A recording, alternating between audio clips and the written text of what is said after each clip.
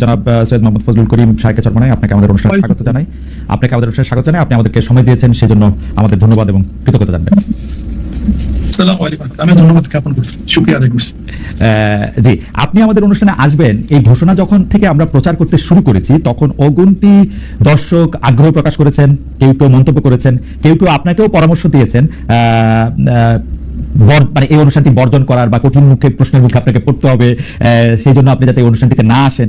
আপনি বর্জন করেননি, সেই জন্য আমাদের ধন্যবাদ জানবেন। কিন্তু আপনার সঙ্গে যৌক্তিক আলোচনা করা যাবে তো? আমরা আপনাদের চিন্তা, দর্শন, রাজনীতি নিয়ে যা কিছু জানতে আমাদের আগ্রহ আছে, দর্শকদের আগ্রহ আছে, তা নিয়ে আমরা প্রশ্ন করতে পারবো তো? অবশ্যই। আপনাকে অনেক ধন্যবাদ। আমি প্রথমেই যে বিষয়টি আপনার সঙ্গে জানতে চাইবো যে আপনাদের সঙ্গে জামায়াতে ইসলামী রাজনৈতিক সমঝোতা, রাজনৈতিক ঐক্য, নির্বাচনী ঐক্য যখন দৃশ্যমান হতে চলেছে, তখন জামায়াতে ইসলামী নিয়ে আপনার 4-5 বছর আগের বক্তব্য সোশ্যাল মাধ্যমে বা ফেসবুকে বিশেষ করে ছড়িয়ে পড়েছে, যেখানে এমনও বক্তব্য আছে ইসলাম ধ্বংস করতে জামায়াতি যথেষ্ট, ক্ষমতায় এলে জামায়াত তাদের আকীদা চাপিয়ে দিতে পারে, এই নিয়েও আপনারা বিভিন্ন সময় আশঙ্কা প্রকাশ করেছেন। আমি দেখেই বলছি যে আপনি বলছেন, কোট করছি, তিন জিনিস অর্থাৎ শিবির, বেয়াদব, তিন জিনিসের নাম শিবির: বেয়াদব, বেআমল এবং উচ্ছৃঙ্খল। এই তিন জিনিসের সমন্বয়ে শিবির হয়। এখন সমঝোতার সাথে আপনারা এই ধরনের পুরনো বক্তব্যগুলিকে প্রত্যাহার করে নেবেন? আসলে জামায়াতে ইসলামের সাথে আপনাদের রাজনীতিটা কোন সুতায় গাঁথা হচ্ছে? জনাব মুফতি সৈয়দ ফজলুল করিম। আলহামদুলিল্লাহ, মানুষের ধন্যবাদ, শুকরিয়া জ্ঞাপন করছি। প্রথমত আমাকে কেউ বর্জন করার জন্য বলে নেই যে আপনি এটা বর্জন করেন, আমার মেসেজ এরকম আমার কাছে আসেন। তারপরে যে প্রশ্ন করেছেন যে আমাদের বক্তব্য জামাতের ব্যাপারে, সে ব্যাপারে কি এখন আমরা কি অবস্থানে আছি না প্রত্যাখ্যান করছি, রোজাত করছি? দেখেন, জামাতও আমাদের ব্যাপারে অনেক বক্তব্য দিয়েছে। তাহলে দেওবন্দের ব্যাপারে, আহলে সুন্নাত ওয়াল জামাতের ব্যাপারে জামাতের অনেক বক্তব্য আছে। তাসাউফের ব্যাপারে জামাতের বক্তব্য আছে। জামাত সেই বক্তব্য থেকে এক তিল পরিমাণ পিছপা হয়নি। আর আমরাও বিগত দিনে যে বক্তব্য দিয়েছি এবং আমাদের মুরব্বী যে বক্তব্য দিয়েছেন, তার থেকে আমরা এক চুল পরিমাণ এখন পর্যন্ত আপনার সাথে কথা বলা পর্যন্ত পিছপা হইনি। প্রত্যেকের অবস্থানে আছে। এখন প্রশ্ন করতে পারেন এই অবস্থানে থেকে আপনারা তাদের সাথে বক্তব্য কিভাবে দিচ্ছেন, এক স্টেজে আসছেন কিভাবে, প্রশ্ন এখানে। আমি এটার উদাহরণ দিতে চাই। যেমন আমেরিকা ইরানের ব্যাপারে যে সিদ্ধান্ত নিয়েছে, সেই সিদ্ধান্ত থেকে আমেরিকা এবং অবস্থায় পিছপা হয়নি। আবার ইরান আমেরিকার ব্যাপারে যে বড় শয়তান বলেছে, সেখান থেকেও কিন্তু ইরান কোন অবস্থাতেই রোজাত করেনি, তার বক্তব্য প্রত্যাহার করেনি। কিন্তু তারপর কোন এক কারণে কিন্তু তাদের মধ্যে একটা সমঝোতা হয়েছে, যুদ্ধ বিরতি চুক্তি হয়েছে। ঠিক আমরাও মনে করি প্রত্যেকের অবস্থানে থেকে কোন এক বিষয়ের উপরে আমরা ঐক্যমত হতে পারি। ধরে নেন আমরা 28 তারিখে যে সম্মেলন করেছি, সেখানে হিন্দু আসছে, বৌদ্ধ আসছে, খ্রিস্টান আসছে। তার মানে এই নয় যে খ্রিস্টান, বৌদ্ধ, হিন্দুরা তাদের আদর্শ বিসর্জন দিয়ে ইসলাম কবুল করে আমাদের মাঝে আসছে, ব্যাপারটা এরকম না। বরং বিষয়ের উপরে ঐক্যমত, সেই বিষয়ের উপরে তারা ঐক্যমত পোষণ করার জন্য এসেছে। ঠিক আমরাও মনে করি জামাত আমাদের ব্যাপারে যে আকীদা বা বিশ্বাস রাখে, যে বক্তব্য তাদের আছে, আমরাও জামাতের ব্যাপারে যে বক্তব্য দিয়েছি এবং যে আকীদা বিশ্বাস রাখি, সে প্রত্যেকের অবস্থানে আছে। বাকি আগামী বাংলাদেশকে গড়ার জন্য, জাতিকে বাঁচাবার জন্য, ইসলাম দেশ মানবতা রক্ষার জন্য আমরা শুধু জামাত না, আমাদের ঘোষণা ছিল ইসলাম দেশ মানবতা। এই মূল তিন ভিত্তিতে যদি বামপন্থীরাও কেউ জোট করে, অ্যালায়েন্স করে, নির্বাচনের সমঝোতা করে, আমরা তাদের সাথে করতে রাখি। এটি পরিষ্কার। অর্থাৎ মানে আপনি খুব চমৎকার করে বলেছেন, অর্থাৎ আমেরিকা এবং ইরান যেরকম মত ভিন্নতা থাকা সত্ত্বেও তাদের মধ্যেকার আলাপ আলোচনা এবং সমঝোতা চলছে, সেমনিভাবে ইসলামী আন্দোলন এবং জামাত ইসলামী আলোচনায় বসছে বা তাদের পরবর্তী রাজনৈতিক কার্যক্রম এগিয়ে নিচ্ছে। কিন্তু আপনাদের ডিফারেন্সটা ঠিকই আছে, এর থেকে এক চুলো আপনারা সরে আসেন নাই। তারাও মনে নেই, আমরা ওকে। এখন নিশ্চয়ই দর্শকরা বিবেচনা করবেন। আমরা পরবর্তী প্রসঙ্গে যাই। আমরা যখন অন্য দলের রাজনীতিবিদদের, বিশেষ করে সর্বশেষ আমরা যাদের সাথেই কথা বলেছি, অর্থাৎ এনসিপি বা তাদের সমন্বয়কদের, নেতাদের ব্যয় নিয়ে যখন আমরা প্রশ্ন করি, তখন অনেকেই বলেন যে অন্য রাজনৈতিক নেতাদের বা রাজনৈতিক দলগুলিকে আমরা একই প্রশ্ন করি কিনা। তাই আমরা আপনাদেরও এই প্রশ্ন করতে চাই। সবশেষ এই শনিবার আপনারা রাজধানী ঢাকার সোহরাওয়ার্দী উদ্যানে যে বিশাল সমাবেশ করলেন, এই ধরনের আয়োজনের খরচ কিভাবে সংগৃহীত হয়? আপনি বা আপনারা কি নিজেদের ফুল টাইম রাজনীতিবিদ হিসাবে পরিচয় দেন, নাকি আপনারা পেশা হিসাবে কি উল্লেখ করেন? অর্থাৎ আপনাদের আয় রোজগারটা আসলে কিভাবে হয়? জনাব মুফতি ফজল। যেমন ধরেন আমি যে মুসলমান, জি, আমার মূল পরিচয় যে মুসলমান। জি, মুসলমানের কাজ হলো দাওয়াত। কাদের মাঝে দাওয়াত দেবো? ফিজাতিন নাস, গোটা মানবের কাছে দাওয়াত দেওয়া আমাদের দায়িত্ব। এক কথা যেহেতু আমি মুসলমান, ইসলাম পালন করার দায়িত্ব, ইসলামের মধ্যে যাহা কিছু আছে সবকিছুই পালন করবো। হুম, নামাজ আছে, রোজা আছে, হজ আছে, জাকাত আছে, কলেমা আছে, ইসলামকে প্রতিষ্ঠিত করার ব্যবস্থা আছে, হুম, মানুষকে সেবা করা, অন্যায় মোকাবেলা করা, হুম, ন্যায়কে প্রতিষ্ঠিত করা। হুম, অর্থাৎ ইসলামের মধ্যে যতগুলি কাজ আছে সমস্ত কাজগুলি আঞ্জাম দেয় মুসলমানের কাজ। হুম, সেই হিসাবে আপনি আমাকে একজন মুসলমান বলতে পারেন। মুসলমানদের মধ্যে ব্যবসা আছে, বাণিজ্য আছে। যেমন আমি একজন ব্যবসায়ী, আমার ফাইজান কোম্পানি আছে, আমার নিজের বিক্রি আছে, হুম, আমি ব্যবসায়ী কিছু সময় দিই, আমার সময়কে আমি পাঠ করি, Okay. ভাগ করে নিই। আমি আমার পরিবারের জন্য একটা সময় নির্ধারণ করি, আমি ব্যবসার জন্য কিছু সময় নির্ধারণ করি। অধিকাংশ সময় আমাদের দাওয়াতি কাজে ব্যস্ত হয়, ওকে, দাওয়াতি কাজে থাকি আমরা। সারা বছর আমাদের মানে সারা বছর প্রতিদিন হুম, আমাদের সময়সূচি বের হয় হুম। যে আজকে কোথায় থাকবো, কালকে কোথায় থাকবো, এমনকি কোন ঘন্টায় কোন সময় থেকে কোন সময় আমরা কোন জায়গায় থাকবো, স্বাভাবিক। এটা সবাই আমাদের জানে। মানে কাজে আপনি আমাকে একজন মুসলমান মনে করতে পারেন, আর মুসলমানের যে দায়িত্বগুলি সেই দায়িত্বগুলি পালন করার একজন ব্যক্তি হিসেবে আমাকে চিহ্নিত করতে পারেন। রাজনৈতিক যে দল আপনি প্রতিষ্ঠা মানে আপনারা প্রতিষ্ঠা করেছেন, সেই দল থেকে, সেই দল কি কারো কাছ থেকে চাঁদা নেয়, বা সেই দলের নেওয়া চাঁদা থেকে কি আপনারা কোনো ভাগ পান, বা আপনি কোনো টাকা নেন সেখান থেকে, বা আপনারা কোনো টাকা নেন? এটা তো মারাত্মক প্রশ্ন। দেখেন, আমরা দেই না। আচ্ছা, যেমন এই বছর এই যে সম্মেলন হয়ে গেছে, আমার 1 লক্ষ টাকা দিতে হয়েছে, হুম, আমাদের আমির 1 লক্ষ টাকা দিতে হয়েছে। হুম। নিজের পয়সায় গেছি, নিজের পয়সা আসছে। কিন্তু আমি না, কিন্তু সম্মেলনে তো অনেকে বলে থাকেন খরচ হয়েছে 50 লক্ষ টাকার মতো। না, 50 লাখ, কয়েক কোটি টাকা খরচ হয়েছে, 50 লক্ষ টাকা হবে না। আচ্ছা, তো বাকি টাকা, কয়েক কোটি টাকা খরচ হয়েছে। বাকি টাকা সব নিজেরা প্রত্যেকে প্রত্যেকে আপনারা প্রত্যেকে আপনারাও যেমন 1 লাখ টাকা করে দিয়েছেন, তেমন যারা এসেছেন তারাও টাকা দিয়েছেন, তাই তো? প্রত্যেকে টাকা দিয়ে এসছে, হুম, আবার নিজেরটা খেয়েছে, হুম। নিজের পয়সা তুলে গেছে। আচ্ছা, এই চাঁদা এবং এয়ানত জি, তা, আচ্ছা আপনি বলেন তো, মসজিদে যখন আমরা নামাজে যাই, জি, আমাদের সামনে কি আসে? একটা বাক্স নিয়ে আসে। বাক্স নিয়ে আসে, রাইট। এই ব্যাপারে আজ পর্যন্ত কাউকে সমালোচনা করে শুনছেন? করেছে কেউ কেউ সমালোচনা, মানে হয়তো মানে আচ্ছা, বলতে মানে টাকা অন্যভাবে দেয় আর কি। জি, না, টাকা দেয় না, তেরোটিতে টাকা দেয় না। দেয়, জি, এই গোটা দুনিয়ার চ্যারিটি চলে কিভাবে? তাই চলে। না, আমাদের প্রশ্ন, কিন্তু কারণ বাংলাদেশে ব্যাপারে কেউ কিন্তু এই ব্যাপার শোনেন, আপনি যদি আমার থেকে 10 টাকা দেন, আপনি যদি আমাকে 10 টাকা হাতিয়ে দেন, হুম, হুম, এমনি দেন, হুম, আর যদি 10 টাকা আপনার থেকে জোর করে নিই, এই 2 টাকার মধ্যে পার্থক্য আছে। অবশ্যই পার্থক্য আছে। না, এই পার্থক্য কি এখানে? না, না, দাঁড়া হুজুর, আমি আপনি আমার অজ্ঞতা ক্ষমা করবেন, আমি জোর করা দূরে থাক, আপনার মনে যা চায় আপনি সব বলবেন। দাঁড়া, মনে দাঁড়া, যা চায়। দাঁড়া, দাঁড়া, জোর করা দূরে থাক, আমি এরকম বহু লোককে জানি যারা পীর সাহেব চরমনাইকে টাকা দেওয়ার জন্য কিভাবে টাকা দিবেন, কোন ভাবে আপনাদের একটু দেখা পাবেন, তার জন্য তারা এক ধরনের মানে অনেক, মানে আমি কি বলবো, পাগল শব্দটা বলতে চাই না, অনেক অস্থিরতার মধ্যে তারা থাকেন। সুতরাং আপনারা জোর করে নেবেন সেটা আমি বলি নাই।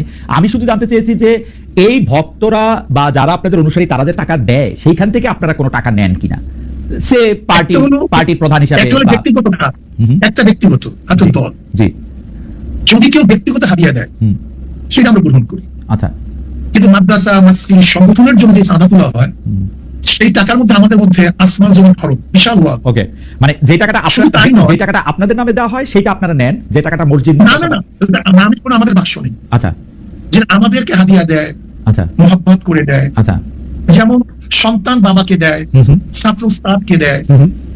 যেটিকে আমরা প্রেজেন্টেশন বলি, তোহফা বলি, হাদিয়া বলি, এই শব্দগুলি ভিন্ন। অনেকে বলেন যে, না আমি এটা পরিষ্কার করছি, অনেকে বলে যে আপনাদেরকে যে হাদিয়া দেওয়া হয় সেটার কোনো গুণাগুন্তি নাই, সেটাকে একটা বিপুল পরিমাণ টাকা, মানে লাইক আপনারা কি টাকাটা কখনো ডিক্লেয়ার করেন, এই টাকাটা কি ট্যাক্সেবল, মানে আপনারা ঘোষণা করেন কখন আপনাদের আয় হিসাবে? না, আমাদের আয় হিসাবে তো আমাদের ঘোষণা করার কিছু নাই। আচ্ছা, আমাদের আয় ঘোষণা করার তো ব্যাপার না। ওকে, যদি এইটা ঘোষণা করার প্রয়োজন থাকতো, হুম, হুম, তাহলে আমরা ঘোষণা করতাম। আচ্ছা, আমাদের যেরকম আয় আছে সেরকম ব্যয় আছে, ওকে, ওকে, আমাদের খরচও সেইভাবে আছে। ওকে, এখন আমার প্রশ্ন হলো যে আপনাকে যদি কেউ হাদিয়া দেয়, সেটাকে সরকারকে জানাতে হবে কিনা, ধরে নেন অল অফার, বা আপনাকে জানাতে হবে কিনা। ওকে, আমি এই ব্যাপারে পরিষ্কার, আমরা এখানে আরেকটা কথা বলি, এই যে চরমোনাই মাহফিল হয়, জি, এই চরমোনাই মাহফিলের সমস্ত খরচ মাহফিলের মাদ্রাসা, হুম। সমস্ত আয়ু মাদ্রাসা, হুম, ও খরচ এখান থেকে আয়ু আমাদের মাদ্রাসা। আচ্ছা, সব মাদ্রাসা, ওকে, এখান থেকে আমাদের এক পয়সা কানা করি আমরা নেইও না, বরং কোনো সন্দেহ যদি হয় সেটা মাদ্রাসা আমরা দান করি।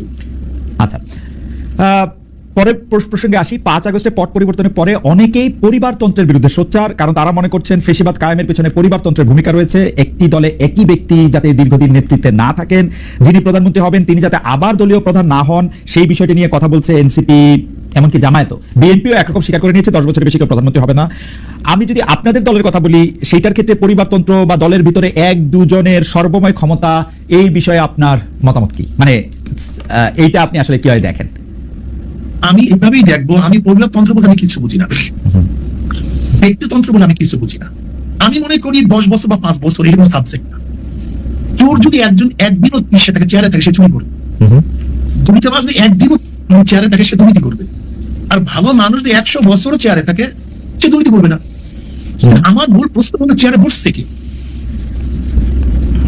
চেয়ারে বসতেছে কি?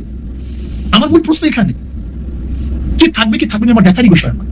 না কিন্তু যদি চোর 5 বছর থেকে সে চুরি করবে, 10 বছর থেকে চুরি করবে, একটা দেশ লুট করতে কয় বছর লাগে? যদি চোর থাকে 5 বছর যথেষ্ট, সে 10 বছর সময় থাকবে কেন? কিন্তু আপনি ব্যক্তির উপর গুরুত্ব দিচ্ছেন, কিন্তু ব্যক্তি তো আসলে আমরা যদি প্রতিষ্ঠান গড়ে না তুলতে পারি, ব্যক্তি তো নিজেও পরিবর্তন হয়, আবার ব্যক্তিরও আয়ু সীমাবদ্ধ, মানে আমরা তো এই পৃথিবীতে কেউই চিরকাল বেঁচে থাকবো না। তো সুতরাং একটা ব্যক্তির উপর নির্ভর করে তো একটা সিস্টেম চলতে কি পারে? আসলে না, পারা উচিত। আবার আমরা এটাও শুনছি মানুষ যখন অনেক ব্যক্তির উপর কোনো সিস্টেম চলে না, আদর্শের উপর চলবে। কিসের কিসের নীতির উপর, নীতির একটা উপর। কাঠামোর উপর, আচ্ছা নীতিমালা। যেমন আচ্ছা। ইসলাম আপনাকে বাইন্ডিংস দিছে, তুমি কতটুকু করতে পারবে কতটুকু করতে পারবে না। ইসলাম কি বলছে? ওয়াশাবিরুন ফিল আমরি ফাইযা আযামতা ফাতাওয়াক্কাল আলাল্লাহ। মশওয়ারা ভিত্তিক কাজ করতে হবে, পরামর্শ ভিত্তিতে কাজ করতে হবে। কিন্তু যদি পরামর্শ ভিত্তিতে আমরা কাজ করি তাহলে কোনো সমস্যা থাকার কিছু না। কিন্তু ডিক্টেটরশিপ যদি আমরা করি, চাপিয়ে দিই, এইটাকে বলা হয় ব্যক্তিতন্ত্র। ইসলাম তন্ত্র হলো সবাইকে নিয়ে কাজ করা, সবাই মশওয়ারা ভিত্তিতে কাজ করা। কিন্তু শায়ক যদি মশওয়ারা কিন্তু শায়ক আপনি যখন ইসলামের কথা বলেন তখন আমরা যারা সাধারণ মানুষ আছি তারা কোথায় একটু চমকায় যায়। কারণ হচ্ছে যে অনেকে আবার আপনার কথাকেও ইসলাম মানতে রাজি না। আমি উদাহরণ দিচ্ছি না, নাম নিচ্ছি না, সেই জন্য আপনি নিশ্চয়ই জানেন। আপনিও অনেকের ইসলামকে আসলে ঠিক সঠিক পথে পরিচালিত সেটা আপনি মানেন না। তো সেই ক্ষেত্রে কোন ইসলাম বা কোন পন্থা বা কোন আদর্শ গাইডলাইন হবে সেটা কি আসলে আমরা বলতে পারবো? মানে কোরআন সুন্নাহ। আচ্ছা, কিন্তু কোরআন সুন্নাহ তো আমাদের মূল সমস্যা। আমি একটু কথা বলি। জি, জি। দেখেন ইসলামের মানদণ্ড শরিয়াত, এই যে শরিয়াতের কথা শুনলে আমরা ভয় পাই। শরিয়াত, আপনারা অনেকেই বলেন আমি দেখছি টকশোর মধ্যে শরিয়া আইন বাস্তব। আপনারা একদিন প্রশ্ন করছেন কাকে যেন, আমি শুনছি দেখছি যে আপনি শরিয়া আইন বাস্তবায়ন করবেন কিনা। আসলে শরিয়া আইন বাস্তবায়ন করার মাধ্যমে তো মানুষের ফায়দা। শরিয়া শব্দ অর্থ, শরিয়া শব্দ অর্থ আইন, আইন প্রণয়ন করা, আইন বাস্তবায়ন করা। শরিয়া শব্দ অর্থ রাস্তা। ওকে, তার মানে হলো একজন মানুষকে সুপথে চলার জন্য, তাকে বাঁচাবার জন্য যে পদ্ধতি পন্থা প্রক্রিয়া গ্রহণ করা, সেটা তো শরিয়া। শরিয়ার ভিত্তি কি হবে?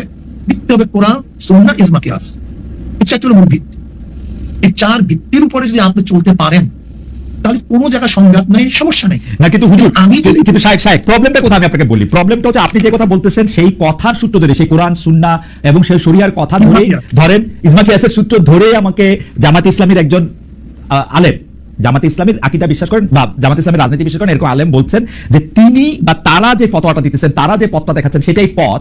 এবং যেই পথ দেখে আমি বলতেছি যে যেই পথ দেখে আপনি বলতেছেন যদি জামায়াত ক্ষমতায় যায় প্রথম কওমি মাদ্রাসা বন্ধ করবে, এটা তাদের ফার্স্ট টার্গেট। এই জামাত যেখানে সেখানে লাগবে যেখানে ইসলাম ধ্বংস হয়ে যাবে। আমি পাশাপাশি আরো বলতে পারি, আমি রাজনৈতিক দল ধরে বললাম, আপনি জানেন মাওলানা আব্দুর রাজ্জাক আরেক ধরনের কথা বলেন। আমরা কোথায় যাবো আর কি সেটা যদি বলতেন।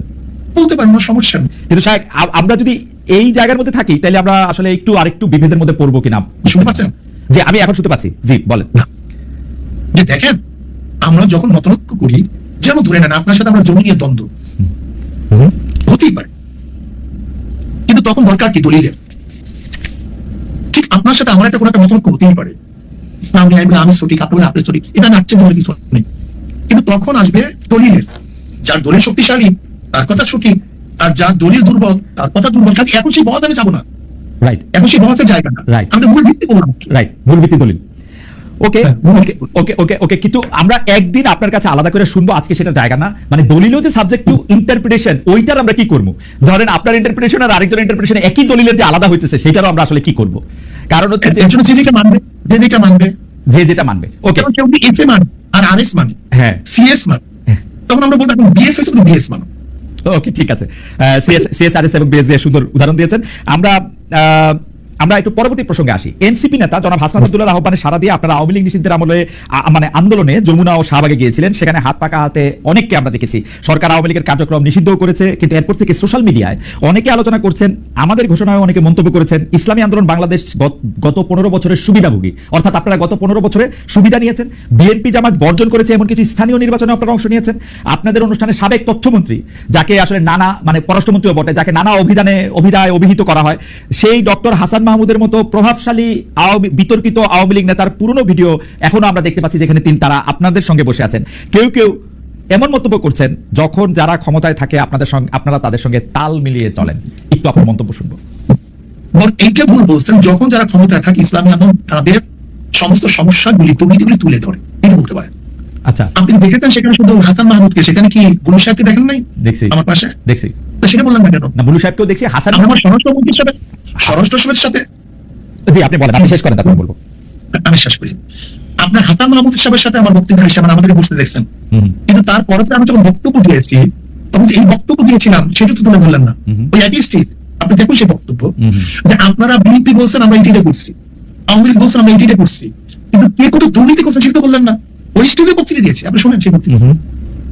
সেই বক্তৃতা না, আমি বললাম সবাই আপনার বলতে এইটা কিন্তু শায়ক ওই বক্তব্য অনেক বেশি সুগার কোটেড, নাম্বার 1।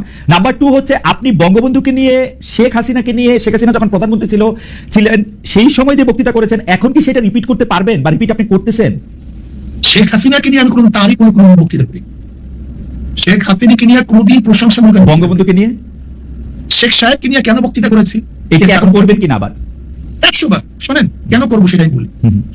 আমি বললাম না আমি কোনো জিনিস উজাড় করিনি, তো কোনো জিনিস উজাড় করিনি। ওকে, যখন শেখ সাহেবের মূর্তি টানানো হয়েছিল তখন আমি কি বক্তৃতা করেছিলাম, যে 72 বছর পরে যদি লেনিনের মূর্তি ক্যারিং দিয়ে তুলে সাগরে ফেলে দেয় তাহলে আজকে হোক কালকে হোক এই বুড়িগঙ্গা এই মূর্তিকে ফেলানো হবে। এই মূর্তিটা আমার, আমি শুনছি না, আমি জানি না, আমি সেটা দেখছি। শেখ সাহেবের নিয়ে যে বক্তৃতা করেছিলাম এটা কি বলতে চেয়েছি, দেখেন শেখ সাহেবের পরিবার কিন্তু এদেশে আসছে ইসলাম প্রচার করার জন্য। আমার মূল উদ্দেশ্যটা কি ছিল, শেখ সাহেব প্রথম কেন অ্যারেস্ট হয়েছিলেন? হিন্দুদের মাধ্যমে অ্যারেস্ট হয়েছিলেন মুসলমানদের বাঁচাবার জন্য। আমি কি বলেছিলাম, শেখ সাহেব প্রথম কি রাজনীতি শুরু করেছেন? মুসলিম লীগ পাকিস্তানের পক্ষে রাজনীতি শুরু করেছিলেন। শেখ সাহেব তিনি এইটা করছেন সেইটা করছেন বলছিলাম কেন, নাস্তিকরা শেখ সাহেবকে ধর্মনিরপেক্ষবাদ নাস্তিকপন্থী বানাবার চেষ্টা করছিল। আমি আওয়ামী লীগকে তখন স্মরণ করে দিতে চাই, মূল ভুলবেন না, এদের পরিবার ছিল ইসলামের দাওয়াতে, কিন্তু সেখান থেকে ভেঙে যদি তারা নাস্তিক হতে পারে, ধর্মনিরপেক্ষ চাপিয়ে দেয়, তার মানে নিজের সাথে সে আত্মঘাতী করছে। ওই সময় শেখ হাসিনাকেও আপনি তারিফ করেছিলেন ওই একই বক্তব্যে, আপনি একই লাইনে বলেছিলেন শেখ হাসিনাও সেই বাবারই উত্তরাধিকার। আমার যতদূর মনে পড়ে, আমি এবং তিনিও একই রকম ভালো মুসলমান, তিনি ভালো কাজ করছেন। আমি বলছি সেই পরিবারের, ওকে, আমি তার পরিবারকে ইঙ্গিত করে তাকে সজাগ করতে চেয়েছি যে আপনার বাবা দাদি থেকে মুসলমান, তারা পীর ছিলেন, তারা দাওয়াতে এসেছেন, আপনি ইসলামের খেলাফ, ইসলামের বিরুদ্ধে কোনো কাজ করতে পারেন না। যেরকম কোন ছেলেকে কেউ যদি সতর্ক করায় তখন তার বাপ দাদার কথা বলে, তোমার বাবা এরকম ছিল, দাদা এরকম ছিল, তুমি কাজ করতে পারবে। আমার এই উদ্দেশ্য ছিল। কিন্তু সাহেব আপনি correct me if I am রং, আপনি কি ওই সময় সাবেক প্রধানমন্ত্রী সরকারের, শেখ হাসিনার বা শেখ হাসিনা সরকারের এই 3টা খারাপ নির্বাচন, সীমাহীন দুর্নীতি, এগুলি নিয়ে আসলে কোনো এরকম একটা অবস্থান নিয়েছিলেন যেটা আপনার শক্তি দিয়ে আপনি আসলে নিতে পারতেন? আজকে আপনার যে বক্তব্য নাই, এমন কোন বক্তব্য নাই যে বক্তব্যে শেখ হাসিনা এবং তার 14 গোষ্ঠী এই মন্ত্রী পরিষদের আওয়ামী লীগের দুর্নীতি তুলে ধরি নাই, এমন কোন বক্তব্য সময় ছিল। আমার একটা রিডিং হলো আপনারা সেই সময় প্রধান শত্রু হিসেবে গণ্য করতেন হচ্ছেন জামাতে ইসলামীকে, তারপরে আওয়ামী লীগের মন্ত্রীদের কিছু দুর্নীতির কথা আপনি বলতেন, কিন্তু বাংলাদেশের যে মানুষের উন্নয়ন, বাংলাদেশের মানুষের সুবিধা, সেগুলির কথাও বলতেন। তার ফলে সরকার, মানে সেই সময়কার সরকার একরকম খুশি হতো পীর সাহেব চরমনায়ের উপর বা শাহেকে চরমনায়ের উপর, যে তারা আসলে আমাদের পক্ষেই থাকছেন। মানে আমার রিডিং আর কি ওই সময়কার ব্যাপারে। সেই রিডিংটা কেন আপনার মধ্যে অনুভূতি কেন হয়েছিল? কারণ আপনারা জামায়াতের খুব সমালোচনা করছেন, তারপরে হচ্ছে সরকার প্রধানের সমালোচনা আপনারা সরাসরি করতেছেন না, 2-1 মন্ত্রী বা 2-1টা ঘটনার কথা বলে বলতেছেন। আমার মনে হয় আপনার কাছে একটা দৃষ্টিগোচর হয়নি, আমার মনে হয়। ঠিক আছে, আমি আবার চেক করবো না। আমি পল্টনে আপনার সরোয়ার দিতে বলেছিলাম যে শেখ হাসিনা, আমি শুনি সে বক্তব্য, আমি শুধু একটা এরকম 50টা বক্তব্য দিতে পারবো যে শেখ হাসিনা আপনাকে ভারত বাঁচাতে পারবে না, আপনাকে বাঁচাতে পারবে না, আপনাকে পুলিশ মিলিটারি আপনাকে বাঁচাতে পারবে না, আপনাকে ভারতে অবশ্যই ভাবতে হবে। সে বক্তৃতা শুনিয়ে আপনি অনেক আগের বক্তৃতা। আচ্ছা ঠিক আছে, আপনি যদি বলে থাকেন সেটা আপনার, মানে শেখ হাসিনার দুর্নীতি বা শেখ হাসিনা এইরকম খারাপ 3টা নির্বাচন দিয়েছে, এটা যদি আপনি বলে থাকেন সেটা ঠিক আছে। আমার দর্শকরাও নিশ্চয়ই শুনেছেন, শুনবেন, আমিও শুনেছি। সরকারের প্রতি আপনার সমালোচনা ছিল, কিন্তু সেইটা ছিল হচ্ছে 2 বা 3 নাম্বারে সরকারের প্রধানের প্রতি আপনি মাননীয় সাহেব, সরকার প্রধানের প্রতি ইউ আর সফট, সরকার প্রধানের প্রতি। ভুল, এটা ভুল, এই মেসেজ আপনার কাছে সম্পূর্ণ ভুল। আচ্ছা ঠিক আছে, সম্পূর্ণ ভুল। আচ্ছা আমি পরবর্তী প্রশ্নে আসি। সরকার প্রধানের ব্যাপারে আমি যে বক্তব্য করেছি এরকম বক্তব্য আজ পর্যন্ত কেউ দেয়নি। আচ্ছা, আমি একটু পরবর্তী প্রসঙ্গে আসি। সেইটা হচ্ছে যে এই শনিবার সরোয়ার্দী উদ্যানে আপনাদের যে মহাসমাবেশ মঞ্চে জামাতের একাধিক নেতাকে আমরা দেখলাম, এনসিপির অন্যতম শীর্ষ নেতা আক্তার সাহেবকে দেখলাম, গণ অধিকারের নুরুল হক নূর সাহেবকে দেখলাম, কিন্তু বিএনপির কেউ সেখানে ছিলেন না। বিএনপিকে কি আপনারা দাওয়াত দেন নাই? আপনারা বিএনপি বিরোধী একটা বড় জোট করতে চাইছেন, এটাই কি আপনাদের উদ্দেশ্য? না, BNP কে বরং দাওয়াত আমরা পিআর সিস্টেম নির্বাচন চাই। আচ্ছা, যেহেতু বিএনপি পিআর সিস্টেম চায় না, ওকে আমাদের মূল বক্তব্য ছিল তিনটা: সংস্কার, বিচার, পিআর সিস্টেম নির্বাচন। ওকে। কাজে যেহেতু এই পিআর সিস্টেমে নির্বাচনে যারা ঐক্য, আমরা তাদেরকে দাওয়াত দিয়েছি। বিএনপি যদি ঐক্য ছিল না, এই জন্য দাওয়াত দিইনি। বিএনপি যদি আগেও বলে আমরা পিআর বিশ্বাসী, আমরা তাদেরকে দাওয়াত দেবো, ভবিষ্যতে সমস্যা নেই। আমাদের দর্শকদের উদ্দেশ্যে আপনার ভবিষ্যৎ দাওয়াত দেবেন, ঠিক আছে। আমাদের দর্শকদের উদ্দেশ্যে আর আমার বোঝার জন্য একটু পিআর সিস্টেমে নির্বাচন কি আপনারা এখনকার সংসদে যেটি আছে বা পরবর্তী সংসদ নির্বাচনও তাই যাচ্ছে, নাকি সেটা শুধু উচ্চ কক্ষের জন্য, আপার হাউসের জন্য? পিআর আমরা সিস্টেম সব জায়গাতে। আচ্ছা, ঠিক আছে, তাহলে এটা একটু বুঝানি। প্রত্যেক সিস্টেম আমরা পিআর সিস্টেম নির্বাচন। আচ্ছা, পিআর সিস্টেমে যদি আপনারা নির্বাচন চান, তাহলে কি এই 300 আসনে যে নির্বাচন হবে, সেই নির্বাচনে কোনো ব্যক্তি বা এমপি নির্বাচিত হবে না, তাই তো? না, তারা দল নিযুক্ত করবে, ভালো ভালো লোক করে দেখে। না, ধরেন দল নিযুক্ত করলো, দল নিযুক্ত করে ধরা যাক ইসলামী আন্দোলন 50% ভোট পাইলো, সেজন্য তারা 150 সিট পাবে। আর বাকি যারা 20%, 30% তারা সেরকম করে কেউ 100 সিট, কেউ 50 সিট, কেউ 30, 20, 10 এরকম করে পাবে। আপনি যে 150 সিটে জিতলেন বা 150 সিটে জিতবেন পিআর পদ্ধতিতে, সেইখানে তো আপনি বাছাই করবেন কোন কোন সংসদীয় আসনে আপনার লোক দিবেন, তাই তো? তাই। কিন্তু যদি ধরা যাক আমাদের বরিশাল 1 আসনে আপনিও সেখানে একজন লোককে নিয়োগ দিতে চাচ্ছেন, যে 30% পাইছে উনিও ওইখানেই উনার সিটটা চান, যিনি 10% পাইছে উনিও ওইখানে ওই সিটটা চান, এইটা রিজলভ করা হবে কিভাবে? কোনো সমস্যা নেই, আমরা কম্প্রোমাইজ করে নেব। না, যার যেখানে প্রয়োজন সেখানে নেব। প্রয়োজন তো আমি এটা ছাড়াই দিই, তাহলে ব্যাপারটা বুঝবেন। জি, আসলে পিআর সিস্টেমে নির্বাচনে কোন সিটে কোন প্রার্থী, এটা বহুত বড় কথা না। পিআর সিস্টেম নির্বাচনের সংসদ যারা সদস্য হবেন তাদের মূল দায়িত্ব থাকবে সংসদে কাজ করা, আইন প্রণয়ন করা, আইনকে বাস্তবায়ন করা। তার মানে ধরেন কথার আমাদের যে স্থানীয় সরকারগুলি থাকবে সেটা এস্টাবলিশ করা। আমরা উন্নয়নের ব্যাপারটা নিয়ে স্থানীয় সরকার থেকে, স্থানীয় সরকার কাজ করতেছে কিনা, কোন আইনের পদ্ধতিতে, প্রক্রিয়ায় দেশ ভালো চলবে, জবাবদিহিতামূলক হবে, এদের কাজই থাকবে মূল হলো আইন প্রণয়ন করা, আইন বাস্তবায়ন করা। না, আপনি আমাকে আরেকটু সাহায্য করেন। ধরা যাক পীর সাহেব চরমনায় আর আপনি মিলে ডিসাইড করলেন আমাকে কুমিল্লা 1 আসন থেকে আপনারা এমপি বানাবেন। ধরা যাক একইভাবে জামায়াতের নেতা ডক্টর শফিকুর রহমানও ঠিক করলেন আমাকে কুমিল্লা 2 আসন থেকে এমপি বানাবেন। আমি কিন্তু এলাকায় যাইও নাই, ভোটও করি নাই, কিছু করি নাই, আমার পক্ষে তো এমপি হয়ে যাওয়া সম্ভব, তাই না? আপনারা যদি 50% ভোট পান, আপনাদের যদি 150 জন সংসদ, এইটা কি ঠিক হবে? আমি কি একটা ভালো জনপ্রতিনিধি হতে পারবো? নির্ধারণ না করি তাহলে কি হবে?